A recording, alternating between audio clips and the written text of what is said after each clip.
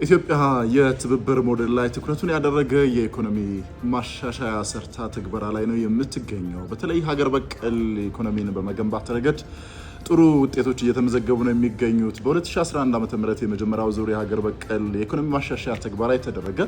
የሁለተኛው ዙር ደግሞ በ2016 በጀት ዓመት ተጀምሯል። አሁን ላይ ብዝሃ ዘርፍ ኢኮኖሚ መርን ነው እየተከተለች የምትገኘው ኢትዮጵያ።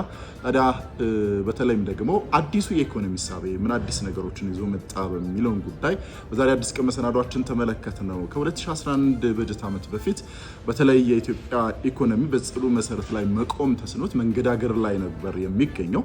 ስለዚህ ከለውጡ በኋላ ደግሞ የለውጡ መንግስት የነዚህን የኢኮኖሚ ስብራቶችና ችግሮችን ተረክቦ ነው ወደ ሪፎርም የገባው። ከሪፎርም በኋላስ ምን ውጤቶች መጡ? በተለይም የኢኮኖሚ ዘርፉን በማሻሻልና በተለይም ደግሞ የፋይናንስ ዘርፉ ያስተዳደር ችግሮች ነበሩበት፣ የመዋቅር ችግሮች ነበሩበት። እነዚህን በማሻሻል ከዚህም በተጨማሪ ደግሞ በአንድ ዘርፍ ላይ የተንጠለጠለውን ኢኮኖሚ ደግሞ ብዛ ዘርፍ ላይ እንዲያተኩር በማድረግ የተመዘገቡ ውጤቶች አሉ። እነዚህ ምን ይመስላሉ? ተግባራው ምንድን ነው?